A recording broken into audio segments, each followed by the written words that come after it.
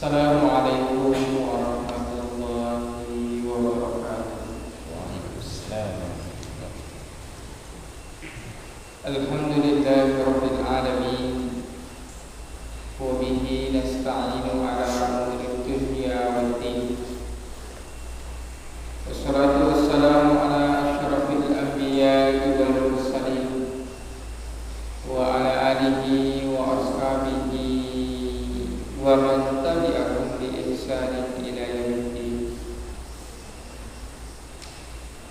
Amma ba'd. Hadirin dan hadirat jamaah subuh yang insyaallah senantiasa dirahmati, diberkahi, dicintai dan diridhoi oleh Allah Subhanahu wa taala. Segala puji bagi Allah Tuhan semesta alam. Salawat dan salam senantiasa tercurah kepada junjungan kita baginda Nabiullah Muhammad sallallahu alaihi wasallam. Allahumma shalli wa sallim wa barik alaihi wa ala alihi. Dirinya dimuliakan oleh Allah. Kembali lagi kita memanjatkan puji syukur kita kehadirat Allah Subhanahu wa taala atas rahmat, berkah, kesehatan, umur serta hidayah yang Allah berikan kepada kita hari ini, sehingga kita masih sempat hadir di dalam majelis ilmu, membicarakan tentang bagaimana petunjuk-petunjuk agama kita dalam kehidupan sehari-hari kita. Bahwa orang yang duduk di majelis ilmu ini adalah orang yang mendapatkan derajat yang tinggi di sisi Allah Subhanahu wa taala. Bahkan dalam hadis Rasulullah sallallahu alaihi wasallam itu disebutkan salah satu keuntungannya adalah wa dzakarallahu fi man indah. Allah akan menyebut-nyebut dan membangga-banggakan nama kita di depan para malaikat. Oleh karena itu kita bersyukur kepada Allah karena Allah masih memperkenankan kita untuk hadir, menggerakkan badan kita, menggerakkan hati kita untuk hadir di majelis ilmu. Mayuridillahu bihi khairan yufaqihu fid-din. Barang siapa yang diinginkan oleh Allah mendapatkan kebaikan, maka orang itu akan dipahamkan terhadap agama. Artinya orang itu mengetahui tentang ajaran-ajaran agama, kemudian diberikan oleh Allah kekuatan untuk menjalankan. Faqihu fid-din. Mereka akan dipahamkan terhadap agama.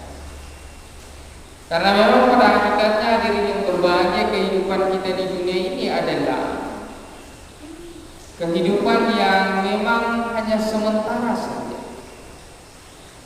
Kita mau tidak mau, kita rela atau tidak rela, kita siap atau tidak siap, kita suka atau tidak suka, kita jala ajaluha la yastakhiruna sa'atan wa la yastaqdimun.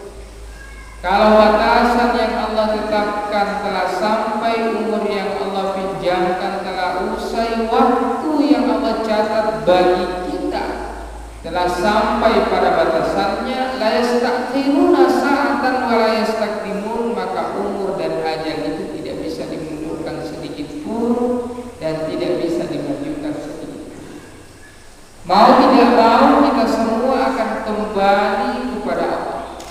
Kita hanya menunggu waktu dan giliran saja kapan kita kembali kepada Allah.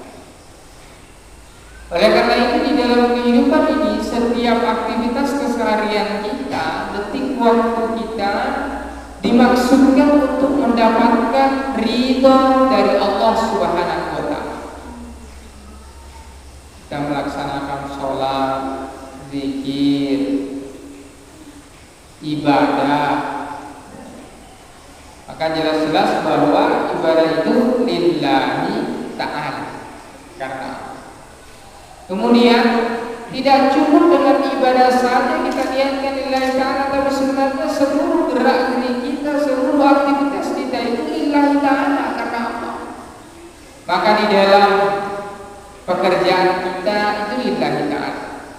Apapun profesi kita, apapun latar belakang kita, apapun pekerjaan kita, kalau niatnya adalah mencari ridha Allah, semuanya lillahi ta'ala, maka kita tidak akan melanggar batasan-batasan dan aturan-aturan yang telah ditetapkan oleh Allah di dalam kehidupan keseharian.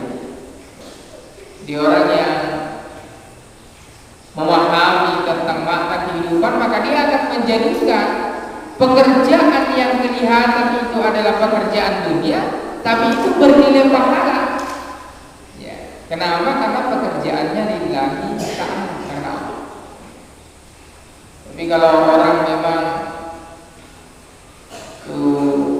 bukan ridha Allah yang dituju, bukan lillahi ta'ala atau lillahi ta'alanya tidak bagus, ya mau beribadah saja itu sudah tidak lillahi ta'ala. Padahal jelas-jelas ibadah tapi tidak lillahi ta'ala. Kenapa? Ibadahnya bukan karena Allah, ibadahnya karena mau dilihat oleh orang lain, ibadahnya karena mau disebut sebagai orang soleh, ibadahnya karena dia merasa dirinya lebih baik daripada orang lain, ibadahnya dilakukan agar dia tidak disebut sebagai orang yang fasik. Maka hadirin yang berbahagia, beribadah saja dia sudah tidak mampu untuk lillahi ta'ala, untuk meniatkan ibadah itu karena Allah. Maka bagaimana mungkin di dalam kehidupan kesehariannya, di dalam aktivitasnya, di dalam pekerjaannya dia mampu untuk lillahi ta'ala. Nah, ini yang perlu kita pahami ini. Sehingga kalau kita meniatkan semuanya karena Allah, maka apapun resikonya, apapun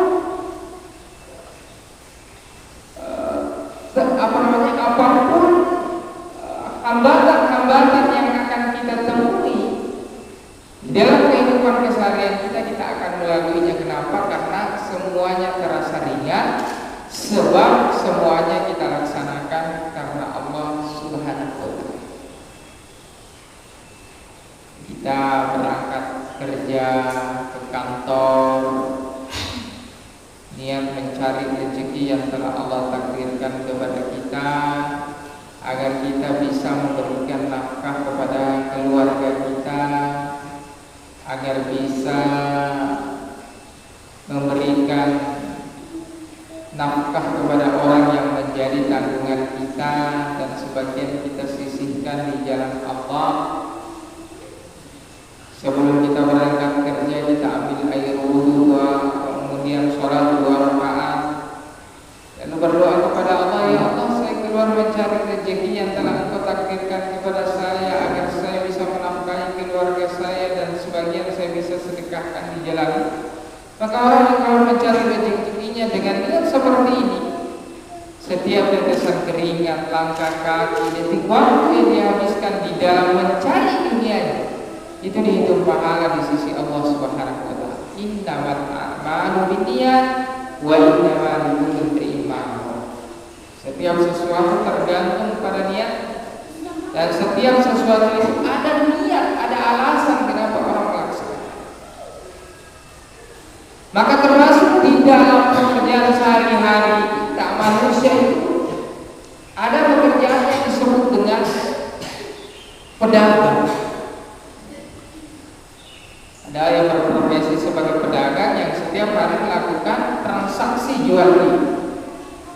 Maka kalau pedagang niatnya berdagang agar dia mendapatkan ridha dari Allah Subhanahu wa Ta'ala, maka kelihatannya itu adalah pekerjaan dunia, tetapi setiap detik waktu di dalam perdagangannya itu dihitung pahala di sisi Allah. Kenapa? Karena lillahi ta'ala. Niatnya berdagang karena pekerjaan adalah perintah Allah, menjalankan perintah Allah adalah salah satu cara untuk mendapatkan ridha dari Allah Subhanahu. Al-mu'minu qawiyyun khairun min mu'minin dha'if. Orang Islam atau orang beriman yang kuat itu lebih disukai Allah daripada orang mukmin yang lemah. Jadi kuat di sini bukan hanya dalam arti tekstual saja, tetapi dalam arti kontekstual kita bisa memahaminya kuat dalam segala hal. Kalau misalnya dia buruh tani mungkin fisiknya, tapi kalau dia misalnya orang di kantor atau pekerja yang lain, maka lebih kreatif. Kalau dia berdagang lebih rajin, itu lebih disukai oleh Allah daripada orang yang malas. Dirinya dimuliakan oleh Allah. Oleh karena itu, kalau pekerjaan kita, kalau jual beli yang kita lakukan itu niatnya karena Allah, maka kita akan mematuhi hukum-hukum yang telah Allah tetapkan di dalam jual beli itu sendiri. Apalagi kalau kita berbicara tentang jual beli, hampir setiap hari kita akan melakukan transaksi ini, baik sebagai kita penjual maupun sebagai kita pembeli. Baik sebagai penjual maupun pembeli. Kalau orang menjual niatnya karena Allah, maka semua sesuatu yang bisa menyebabkan kerugian bagi orang yang membeli barangnya itu akan dilunas. Ya, kenapa? Karena asasnya adalah ingin memberikan manfaat kepada orang lain agar Allah ridho kepada. Sehingga kemudian hukum tentang jual beli itu dibahas di dalam hukum fikih. Ini dibahas di dalam hukum fikih. Bahkan beberapa kali disebutkan oleh Allah di dalam Al-Quran. Wa ahallallahu al-bai'a, dan Allah itu menghalalkan jual beli. Nah, apa yang disebut dengan al-bai' atau apa yang disebut dengan jual beli dalam bahasa Islam atau dalam bahasa Arab bisa kita sebut bahwa jual beli itu disebut dengan bai'un. Bai'un jamaknya kata al-buyu'. Maka di dalam kitab-kitab itu disebut dengan al-buyu' atau kitabul buyu', yaitu kitab atau pembahasan yang menjelaskan tentang hukum jual beli. Kitabul ahkamul buyu'i wa ghairiha minal muamalat. Jadi kitab atau penjelasan tentang hukum jual beli dan sejenisnya yang termasuk dalam fikih muamalah. Bisa kita kategorikan bahwa fikih itu pembahasan hukum di dalam Islam itu terbagi ke dalam beberapa hal.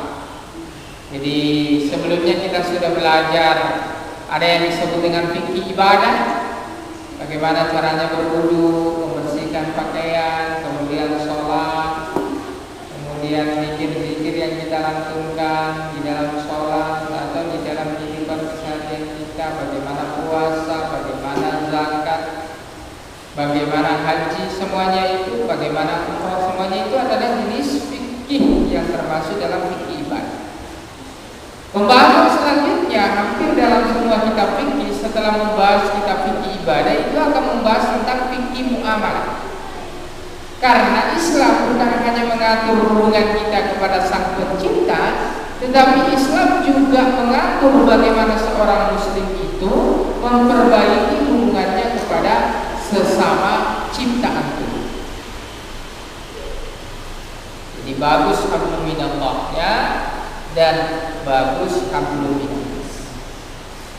Termasuk bagus hablum minannasnya adalah praktik jual beli yang dilakukan itu sesuai dengan syariat. Nah, apa yang dimaksud dengan jual beli dalam Islam? atau dalam hukum fikih muqabalatu syai'i bi syai'in. Jadi muqabalatu syai'i bi syai'in, jadi maksudnya jual beli itu adalah menukar sesuatu dengan sesuatu. Itu asas dasarnya. Sehingga sebelum dikenalnya yang disebut dengan mata uang, para nenek moyang kita dahulu melakukan transaksi jual beli itu dengan istilah pertukaran atau kita kenal dengan barter. Misalnya ada orang punya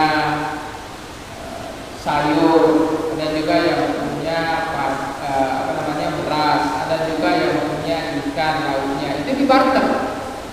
Dan itu masih berjalan sampai sekarang di beberapa daerah terpencil di Indonesia, khususnya di daerah-daerah Papua. Kalau kita ke pedalaman itu biasa diikuti provinsi, daerah-daerah pedalaman yang aksesnya ke sana hanya bisa dilalui dengan pesawat misalnya, yang mata uang rupiah di sana tidak terlalu banyak. Masyarakat banyak melakukan transaksi jual beli ini dengan sistem barter atau menukar satu barang dengan barang. Baru kemudian dikenallah istilah mata uang. Mata uang ini muncul sebelum Islam. Jadi ketika Islam datang itu mata uang sudah ada. Jadi dinar dan dirham, khususnya di negeri-negeri Arab itu sudah dikenal. Kemudian berkembang. Dinar dan dirham itu dipakai sesuai dengan pemerintah Islam. Di pusat-pusat pemerintahan Islam kan tidak berpusat di di Madinah dan Mekah waktu itu ya. Jadi Mekah dan Madinah menjadi pusat pemerintahan Islam itu pada saat Nabi, kemudian pada saat Abu Bakar, pada saat Umar, dan pada saat Utsman. Nanti pada saat Ali itu pindah ke Kufah. Kemudian pada saat Muawiyah pindah ke Damaskus, dan seterusnya sampai nanti pindah ke Mughal di India, pernah juga pindah di Mesir, pernah juga pindah di Turki, terakhir itu kerajaan Utsmaniyah atau orang barat menyebutnya Ottoman di Turki. Akhirnya hadirin yang berbahagia, penggunaan mata uang itu juga berkembang. Kalau dulu di Makkah Madinah itu menggunakan dinar dan dirham, tapi perjalanan waktu Arab Saudi kemudian memiliki mata uang sendiri yang bernama riyal. Ini menunjukkan apa? Bahwa penggunaan mata uang itu bisa disesuaikan, dikontekskan dengan apa yang telah disepakati bersama dalam sebuah negara. Tidak boleh kita mengatakan, dulu kan Nabi pakai dinar dan dirham, kalau kita tidak pakai dinar dan dirham itu artinya salah dan sesat. Tidak bisa seperti itu. Karena esensi dari penggunaan mata uang itu sebenarnya adalah keputusan bersama terhadap nilai dari mata uang tersebut. Keputusan kita bersama. Jadi selembar kertas yang kemudian ada satunya, ada titiknya 3, itu kita sepakat bersama bahwa itu 1.000 rupiah. Jadi penggunaan rupiah itu kemudian tidak bisa kita anggap itu suatu kesesatan, atau penggunaan riyal, atau penggunaan dolar dan lain sebagainya itu tidak bisa dianggap sebagai suatu kesesatan, karena itu disesuaikan dengan konteks dan kesepakatan satu masyarakat. Itu diperlukan. Kemudian selanjutnya, bagaimana jenis-jenis riba ini? Bagaimana jenis-jenis jual beli? Kita belum masuk pada riba, insya Allah pada bab-bab umumnya. Karena bab muamalah ini kan ada beberapa ya, ada jual beli, kemudian ada sewa menyewa, kemudian ada juga tentang gadai. Nah, itu nanti kita akan bahas pembahasan riba di pembahasan selanjutnya. Walaupun nanti juga akan disinggung beberapa hal.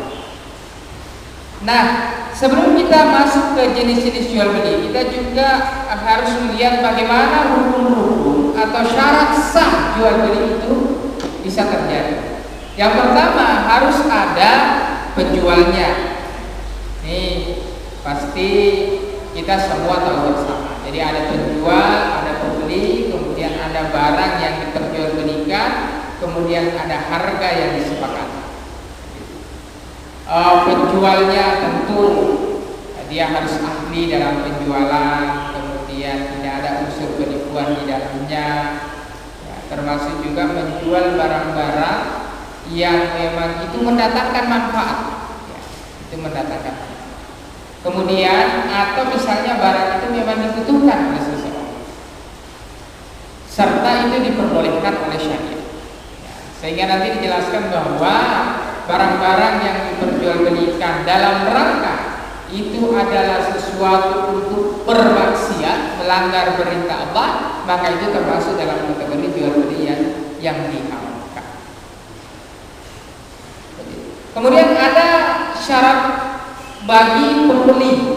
Ya, bagaimana hukum pembeli ini? Apakah pembeli itu harus balik dan berangkat? Para ulama bersepakat bahwa seorang pembeli memang itu harus dia berakal, artinya dia mampu membedakan bahwa ini baik, ini buruk. Dia mampu membedakan dan mengetahui, oh kalau segini harganya segini, kalau saya beli segini. Balik mungkin terdapat di dalam beberapa kitab, tetapi itu hanya tambahan saja.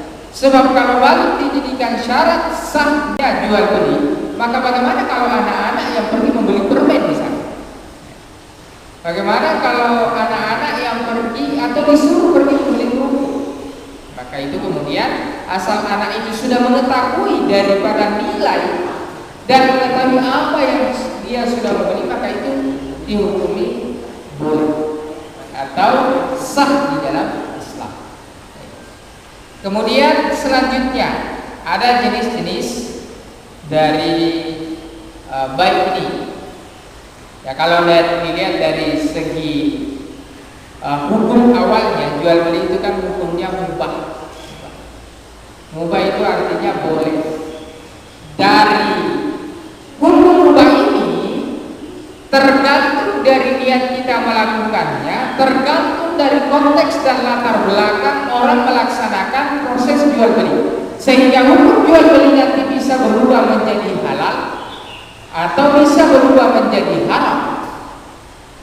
Kalau kita melihat dari aspek halal, mubah atau haram, jual beli juga bisa diartikan nanti dalam kategori wajib, bisa diartikan dalam kategori sunnah, bisa diartikan dalam kategori mubah, bisa juga masuk dalam kategori haram, seperti yang disebutkan seperti itu. Kapan dia menjadi wajib? Ketika seseorang sangat membutuhkan suatu barang dan akan mengancam keselamatan jiwanya atau jiwa satu kelompok. Ketika jual beli itu tidak dilaksanakan, maka itu hukumnya menjadi wajib. Oleh karena dasar ini, para ulama bersepakat bahwa pemerintah menjaga stabilitas ekonomi, termasuk di dalamnya transaksi-transaksi yang terjadi dalam satu negara, itu hukumnya wajib dikontrol oleh negara agar satu kelompok masyarakat tidak mendapatkan mudarat yang banyak atau yang besar. Misalnya tidak terjadi kelaparan, tidak terjadi kemiskinan dan lain sebagainya. Itu hukumnya kemudian menjadi wajib. Kemudian kadang jual beli itu menjadi sunnah. Seperti biasanya kalau kita jual beli niatnya karena mengikuti sunnah Rasul. Misalnya kita berdagang, menjadi penjual niatnya mengikuti sunnah Rasul karena Rasul juga pernah menjadi pedagang. Jadi pedagang kain, tuannya atau pemilik modalnya adalah Siti Khadijah yang kemudian berubah menjadi yang kemudian diperistrikan oleh beliau. Beliau berdagang ikut kepada pamannya yang bernama Abu Bakar. Atau misalnya kita sebagai pembeli, kita melakukan pembelian itu niatnya karena apa? Karena ingin memenuhi kebutuhan kita atau kebutuhan orang-orang yang menjadi tanggungan maka itu nanti hukumnya menjadi sunnah atau mendapatkan pahala di sisi Allah. Jadi setelah pengajian ini mudah-mudahan kalau kita melakukan transaksi jual beli itu niatnya karena Allah, sehingga walaupun kita jual beli itu dapat pahala. Kemudian mudah ya kalau melakukan jual beli seperti biasanya pada umumnya, tetapi tidak diniatkan karena Allah, jadi biasa saja. Terkadang juga berubah menjadi makruh, berubah menjadi makruh, terutama apabila ada sesuatu yang masih dalam batasan-batasan syariat itu masih diperdebatkan atau hukumnya syubhat. Memperjualbelikan sesuatu yang masih syubhat itu maka dihukumi makruh. Dan terkadang juga menjadi haram. Apakah karena memperjualbelikan barang yang haram, atau memang akad jual belinya itu haram, atau mengandung praktik-praktik yang dilarang di dalam Islam termasuk riba, atau misalnya jual beli itu dilaksanakan dalam waktu yang tidak diperbolehkan dalam Islam. Kapan waktu jual beli tidak diperbolehkan di dalam Islam? Ya salah satunya itu pada waktu sholat Jumat. Nah bagaimana Ustaz kalau orang melakukan jual beli sedangkan orang sholat Jumat di masjid? Ya. Tentu yang dilarang di sini adalah bagi yang diwajibkan untuk melaksanakan sholat Jumat. Kenapa? Karena di dalam Al-Quran jelas ya, kalau sudah akan dikumandangkan maka tinggalkan seluruh pekerjaannya, termasuk di dalamnya disebutkan dengan jelas adalah praktik jual belinya itu tinggalkan, pergi menghadap kepada Allah melaksanakan sholat Jumat. Maka bagaimana Ustaz kalau yang melaksanakan jual beli itu adalah istrinya, ya kemudian yang membeli juga istrinya tetangganya, itu tidak ada masalah. Yang dipermasalahkan adalah ketika orang yang diwajibkan melaksanakan sholat Jumat itu meninggalkan sholat Jumatnya karena dia masih sibuk dengan perdagangan. Nah itu yang tidak diperbolehkan. Termasuk banyak terjadi dalam praktik masyarakat kita yang harus disadarkan. Misalnya di pasar, ya, banyak orang yang menunda waktu sholat Jumatnya karena masih banyak pembelinya. Nah, itu dihindari. Termasuk seorang majikan itu tidak diperbolehkan, tidak memberikan izin kepada pembantunya untuk melaksanakan sholat Jumat karena alasan banyak pembeli. Tidak. Nah, berbeda nanti dalam praktiknya seseorang yang menjaga keamanan dalam perusahaan, itu berbeda hukumnya. Misalnya ada yang disebut dengan sip-sipan dan sebagainya, itu. Tetapi kita kembali kepada jual. Nah itu, jadi bisa jadi halal, bisa jadi haram, bisa jadi sunnah, bisa jadi makruh. Kemudian jual beli, kalau dilihat dari segi jenis barangnya atau tersedianya dia dalam suatu praktik jual beli itu ada atau tidak, itu bisa dibagi ke dalam 3 hal. Jadi ada yang disebut bai'u ain syahad. Ada yang disebut dengan memperjualbelikan barang yang jelas, yang sudah ada, yang kita lihat. Misalnya saya beli airnya, nah ini kan jelas ada air. Ini yang umum terjadi. Itu tidak ada masalah. Kita sepakati ya, mau beli berapa karena termasuk syarat sahnya tadi yang lupa disebutkan ada istilah akad jual beli. Jadi orang yang membeli bilang saya beli, dan orang yang menjual bilang ya dijual.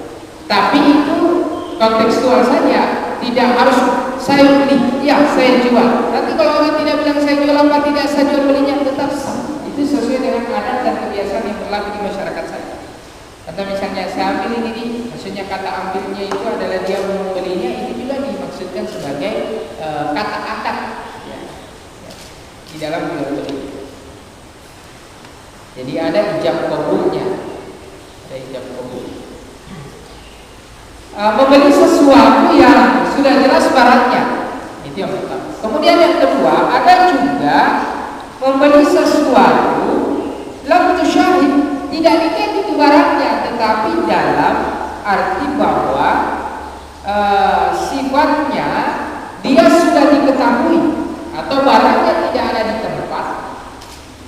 tapi sifat dari barang tersebut sudah diketahui oleh seorang pembeli, maka itu juga hukumnya dibolehkan. Seperti misalnya jual beli dengan sistem praktik pemesanan.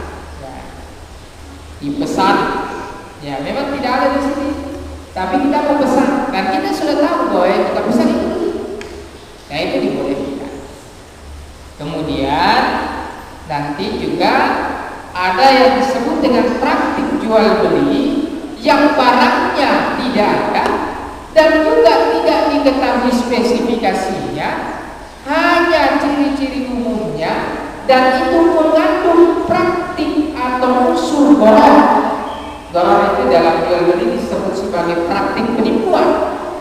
Nah itu yang kemudian diharamkan di dalam Islam. Sehingga biasa kita dengar, jangan membeli kucing dalam karung. Kalau dalam praktik keseharian kita, bahwa menjual sesuatu dengan unsur ada penipuan di dalamnya yang seorang pembeli tidak mengetahui bagaimana gambaran barangnya dijual itu, maka itu kemudian tidak diperbolehkan. Nah, disinilah kemudian muncul beberapa permasalahan-permasalahan di tengah masyarakat terkait hukum yang ketiga ini. Ini yang tidak diperbolehkan. Ya. Misalnya orang menjual mangga dalam satu pohon, tapi mangganya itu belum masak. Ya. Saya beli ini pohon mangga ini, semua mangganya saya beli satu pohon kalau sudah masak. Ya. Tapi kemudian kita kan tidak bisa menjamin bahwa barang itu nanti buahnya bagus atau tidak, banyak atau tidak, dia terkena hama atau tidak. Bahkan di dalam Islam itu tidak dibolehkan. Nah, kecuali kemudian ada kesepakatan yang dalam hukum jual beli disebut khiyar, maka itu ada hukum-hukum yang kemudian berlaku. Di jual beli ini kan kita mau jual, kita mau beli.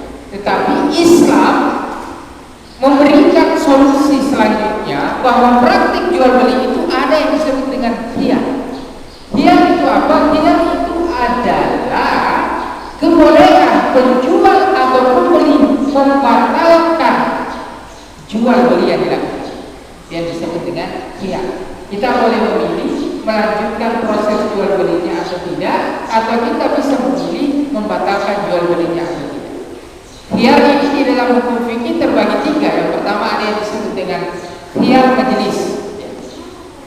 Khiyar majelis itu adalah seseorang melakukan praktik jual beli, kemudian karena tidak ada kesepakatan, atau misalnya tidak terjadi satu kesepakatan sehingga jual beli itu tidak dilanjutkan.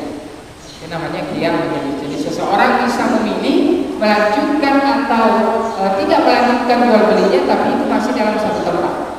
Ada yang disebut dengan khiyar syarat. Orang boleh melanjutkan atau tidak melanjutkan jual belinya karena adanya syarat yang disepakati. Misalnya, ya, ini kalau sudah lewat begini, tidak saya jual itu sama kita, tidak saya simpan itu barangnya, jual ke yang lain, ya. Karena ada syaratnya. Ketika syaratnya itu sudah tidak terpenuhi atau sudah terlewati dari waktu yang ditentukan, maka jual belinya menjadi batal. Mau kak beli baju? Oh, bajunya belum ada, dipesan. Oh iya, tapi bisa nggak datang hari ini? Kalau lewat hari ini tidak bisa, saya tidak mau kami. Nah, itu termasuk dia. Jadi harus ada kesepakatan dari awal. Tidak boleh nanti kalau kesepakatannya harus datang Jumat misalnya. Datang Jumat, kalau lewat Jumat tidak saya beli itu Pak, karena mungkin saya sudah tidak ada di sini, pergi makan di tempat lain, atau mungkin saya sudah tidak mau menggunakan barang itu. Nah, tidak boleh seorang pembeli ketika barangnya datang kemudian hari Ahad atau datang hari Senin memaksa orang lain untuk membelinya, atau memaksa tadi pembeli untuk membelinya. Tidak boleh, karena sudah disepakati dalam akad jual beli. Ada yang disebut dengan khiyar aibi. Apa itu khiyar aibi? Adanya adanya cacat dalam suatu barang sehingga jual beli itu menjadi batal. Jadi misalnya kita membeli sesuatu, membeli kain, tapi kemudian ada cacatnya, kita kembalikan, maka itu diperbolehkan dengan Islam. Tetapi tentu di sini harus ada unsur kejujuran bahwa memang bukan kita yang merusaknya, tetapi itu adalah barang yang rusak sendiri sejak kita ambil. Nah, ini sebenarnya tergantung dari akalnya, karena misalnya dalam praktik jual beli kan ada barang yang sudah dibeli tidak bisa ditukar kembali. Nah itu barang yang sudah dibeli tidak bisa ditukar kembali, itu berarti di sana nanti ada hiarnya termasuk dalam hiar majelis. Hiar majelis artinya Anda boleh memilih, karena memang sudah penjual mengatakan kalau sudah beli ini Pak tidak boleh ditukar kembali, mau dibeli atau tidak? Oh iya sudah. Nah nanti kalau dibeli sudah tidak boleh ditukar lagi. Kenapa? Karena itu sudah dipersyaratkan ya. Nah jadi itu dibolehkan sebenarnya di beberapa supermarket itu barang yang sudah dibeli tidak bisa ditukar kembali, dan itu lebih bagus memang dipertegas di awal sehingga nanti tidak terjadi perselisihan di belakang. Nah ini yang disebut dengan praktik yang di dalam jual beli. Kemudian ada beberapa kemudian yang muncul di tengah masyarakat. Ada beberapa permasalahan yang muncul di tengah masyarakat. Kalau jual belinya kan seperti transaksi konvensional atau transaksi biasa sehari-hari itu kan kita sudah tahu. Yang penting tidak ada unsur penipuan. Kita semua sudah rela, kita rela membeli dan pembeli mau penjual menjual barangnya.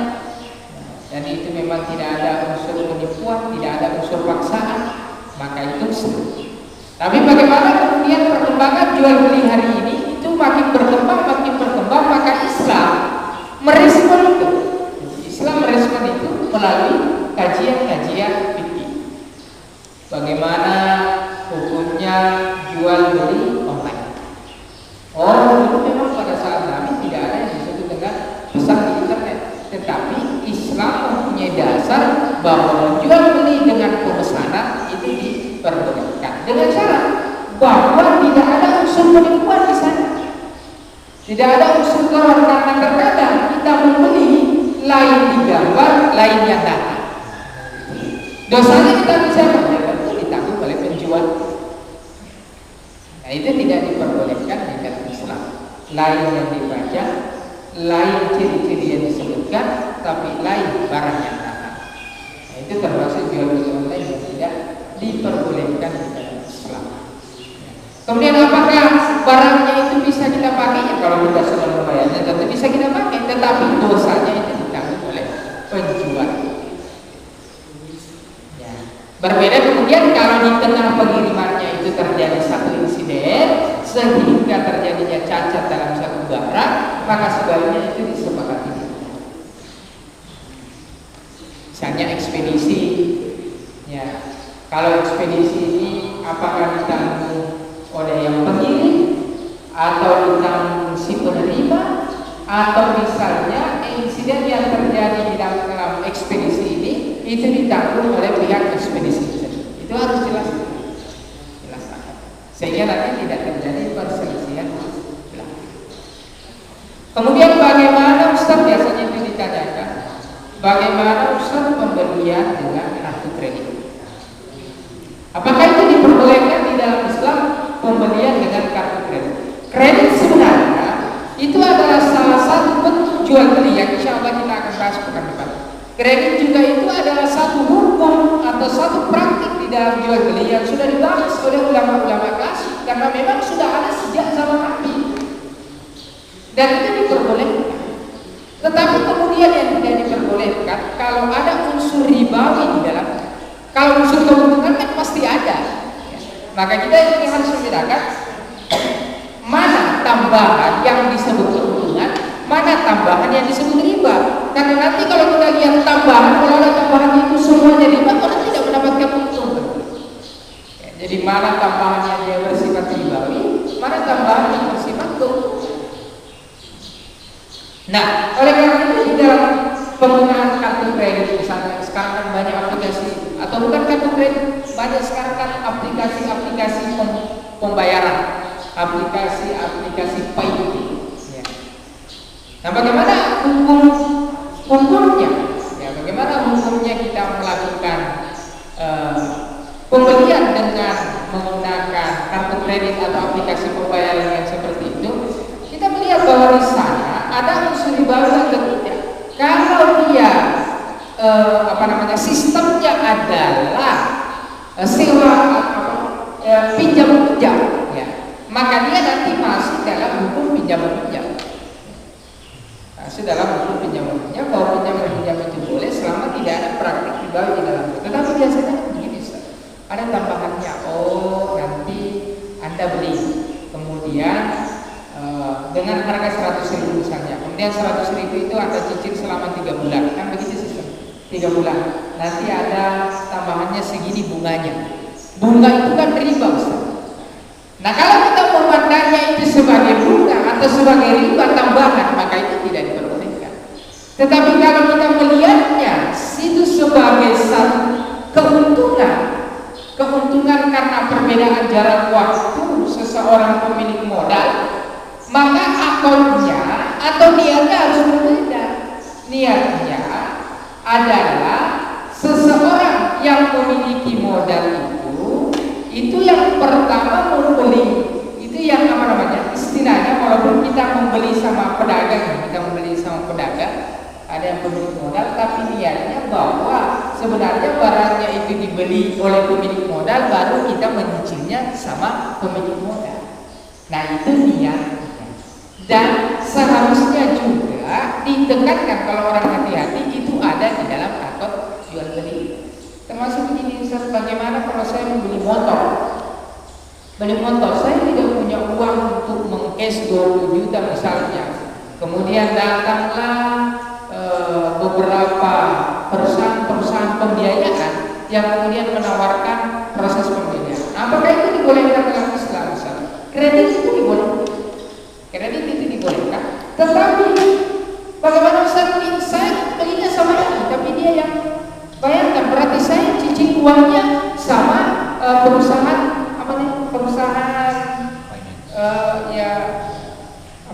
leasing biasa kita. Berarti kita cicil uang sama leasing, kita membeli uang. Nah, kalau niatnya membeli uang, ya itu tidak boleh. Ya, karena membeli uang 1.000 misalnya, kalau kita membeli uang 10.000, kita mau tukar uang, ya nanti kalau ditukar jadi 9.000, ya itu kan tidak boleh. Jadi membeli uang dengan uang itu tidak diperbolehkan, kecuali menukar, misalnya rupiah ditukar dengan dolar. Nah, tetapi kalau lihat kita kredit, bahwa kita dibayarkan, sebenarnya kita dibayarkan oleh pihak leasing, jadi pihak leasing yang membelinya kepada si penjual, baru kita menyicilnya, mengkreditnya kepada pihak leasing. Tidak bisa. Itu tidak serta-merta kemudian disebut sebagai hal. Nah, khususnya di dalam mazhab, karena yang agak keras kan dalam mazhab Syafi'i itu, tapi dalam mazhab Hanafi itu agak longgar untuk khususnya dalam kredit. Bagaimana kalau ada uang mukanya besar? Dalam hukum jual beli kredit itu memang ada hukum jual beli yang di kredit langsung 0% bunganya, itu ada. Tapi Islam juga mengenal dengan uang muka, itu juga diperbolehkan, tidak diperbolehkan. Tetapi pada intinya jual beli ini adalah tidak ada unsur penipuan, tidak ada unsur paksaan, dan yang dihadirkan adalah maslahat antara penjual dan pembeli.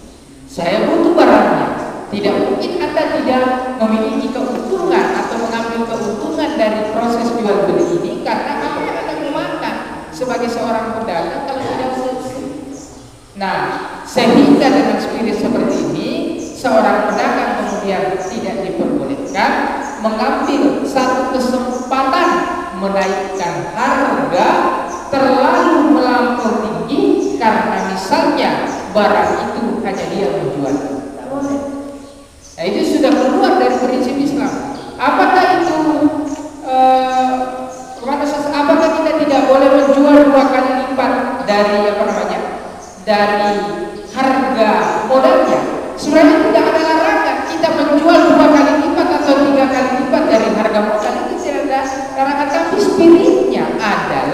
bagaimana kita mendatangkan maslahat dalam jual beli.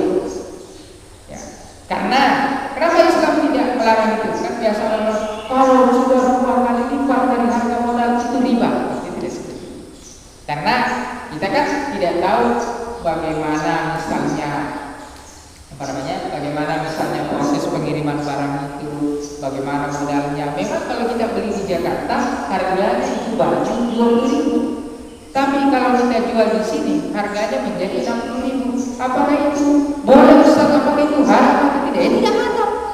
Ya, saya kan tidak memaksa orang tua, tetapi kita harus mempertimbangkan memang karena penjual ini mempunyai beberapa pengeluaran yang lain yang dikeluarkan. Misalnya dia harus biayanya ke sana, ekspedisinya, kemudian dia meninggalkan keluarganya, dia harus beli tiket misalnya kalau dia harus ke sana. Maka itu tidak dilarang. Tetapi yang dilarang di dalam Islam itu adalah mengambil keuntungan dalam satu kondisi, situasi yang memaksa orang tidak mendapatkan lagi kalau bukan beli dia. Misalnya langka minyak goreng, dia ambil di stok, habis minyak goreng, kemudian kasih melampau tinggi harganya daripada Anda tidak punya. Ya. Nah ini ada unsur boros, ada unsur bukan maslahat yang ingin didatangkan, tetapi merugikan salah satu pihak. Jadi sehingga praktik penimbunan di dalam Islam itu ditentang. Ya, bahkan negara tidak tinggal diam. Kalau ada orang menimbun minyak goreng, menimbun sekarang pertalite lagi, pertalite karena ada isunya akan naik. Islam tidak memperbolehkan. Nah, tetapi kalau misalnya kita mengambil keuntungan ya, besar karena karena ada beberapa biaya lain yang kita keluarkan, atau memang karena tidak ada unsur paksaan di sana, dan tidak ada keadaan yang memaksa orang. Misalnya baju tadi itu, kalau sudah jual mahal kan pembeli bisa pindah ke yang lain. Jadi saya tidak memaksa, berarti tidak bisa. Ini juga biasa terjadi di praktik penjual campuran pinggir jalan pos. Ini juga yang terjadi. Orang ini biasa kan ambil ya. Kebetulan ada teman itu pernah bertanya, penjual campuran, bagaimana itu Ustaz atau teman, bagaimana itu kalau saya ada orang mau beli rokok, biasanya kan supir itu singgah, kemudian penumpang-penumpangnya juga ikut singgah. Biasanya kalau laki-laki yang beli pertama rokok misalnya, jadi dia itu menjual rokoknya dengan harga standar, atau misalnya air aquanya atau air botolnya, air mineralnya, dia mau dia jualnya dengan harga standar, dan misalnya 3.500. Jadi orang tertarik untuk membeli yang lain. Ya. Tetapi terjadi atau terjadi peningkatan harga yang tidak diketahui oleh pembeli terhadap cemilan-cemilan yang lain. Misalnya ambilnya air berapa harganya itu? 3.500. Jadi orang udah disebut. Jadi dia ambil lagi, ambil itu. Tetapi si penjual ini menaikkan harga-harga yang lain itu tanpa disadari. Jadi tinggal pencet saja di kalkulatornya, harga kacang biasanya dijual 1.000, 2.000, dia jual menjadi 5.000. Nah ini yang tidak diperbolehkan di dalam Islam, karena ada unsur ada unsur penipuan. Saya kan tidak memaksa, Pak. Memang Anda tidak memaksa, tetapi itu ada unsur penipuannya di dalam, karena tidak mungkin kalau orang sudah dikasih tahu segini harganya, Pak, itu juga orang bilang, wajah jadi deh. Itu ada unsur penipuan, dan itu tidak diperbolehkan. Nah ini praktik-praktik jual beli yang terjadi di dalam kehidupan keseharian kita yang harus kita hindari. Tapi pada hakikatnya karena sebenarnya nenek moyang kita dahulu, para orang tua kita itu sudah mempraktikkan bagaimana kejujuran di dalam proses muamalah atau proses hubungan mereka di dalam kehidupan sehari-hari. Terutama misalnya kita orang-orang Buddhis ini, kalau kita lihat bagaimana segala sesuatu tidak dihargai dengan uang dulu, tapi itu bergeser nilainya sekarang. Dulu kan kalau orang menanam cukup, ya tanam padi itu cukup, yang punya sawah menyediakan makanan atau cemilan, biasanya sopok dengan pelopok saja disediakan, kemudian orang kampung akan orang baru menanam. Zaman sekarang kan berbeda praktiknya, semuanya digaji. Nah, ini menunjukkan adanya pergeseran nilai. Pada sebenarnya kita harus menjaga nilai-nilai yang telah diwariskan oleh para orang tua kita. Nilai apa itu adalah nilai ada unsur saling membantu dan tolong menolong. Jadi spirit jual beli yang kita harus tanamkan adalah adanya spirit maslahat, bahwa penjual dan pembeli masing-masing mendapatkan maslahat, kebaikan di dalam proses jual beli. Kalau sudah ada unsur koror, ada unsur penipuan, apalagi ada unsur paksaan, maka itu sudah tidak diperbolehkan. Kira-kira seperti itu saja pengajian kita pekan ini. Mudah-mudahan ada manfaatnya. Kalau ada yang ditanyakan, nanti bisa kita diskusi bersama. Bila itu kita sadar, Allah kita akan mencari subhanallah wa bihamdihi, subhanallah wa bihamdika, asyhadu an la ilaha illa anta, astaghfiruka wa atubu ilaik. Wallahu subhanahu wa ta'ala a'lam. Assalamualaikum warahmatullahi wabarakatuh.